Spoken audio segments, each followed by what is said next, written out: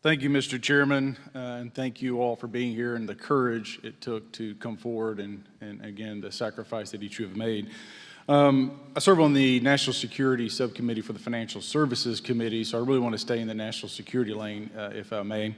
So when we think about traditional adversaries and both us towards them and them towards us, you know, we probe their capabilities. We look for weaknesses, and we collect that data, that reconnaissance for in the event we need it in the future. For each of you, yes or no question, based off of your own experience or the data that you've been privy to, is there any indication that these UAPs could be essentially collecting reconnaissance information? Mr. Graves? Yes. Mr. Grush? Fair assessment, yeah. Mr. Fravor? Very possible. Again, in the national security vein, is it possible that these UAPs would be probing our capabilities? Yes or no, Mr. Graves? Yes. Grush? Yes. Fravor? Definitely. Is it possible that these UAPs are testing for vulnerabilities in our current systems? Yes. Yes. Possible. Do you feel, based off of your experience and the information that you've been privy to, that these UAPs provide an existential threat to the national security of the United States? Mr. Graves? Potentially. Yes, sir, potentially.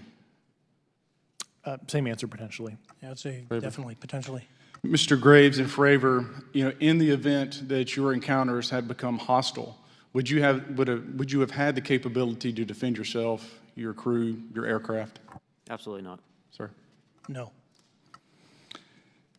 Is based off of the information that you've been privy to, is there any indication that these UAPs are interested in our nuclear technology and capabilities? Yes. Go ahead. By external observation, sure, that could be a fair assessment, yeah. Yes. Is there any indication that the Department of Energy is involved in UAP data collection and housing? I don't have an answer. I can't confirm or deny that in a public setting. And No could you do it in a secure setting? Yes. Mr. Fravor? No, I don't know.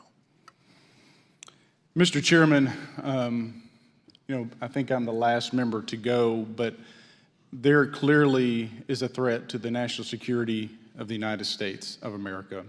As members of Congress, we have a responsibility to maintain oversight and be aware of these activities so that, if appropriate, we take action.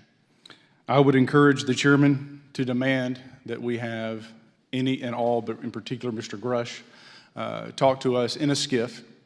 And if that access is denied, I will personally volunteer to initiate the Holman Rule against any personnel or any program or any agency that denies access to Congress. Mr. Chairman, with that, I will yield the remainder of my time to my fellow colleague from Tennessee, Mr. Burchett.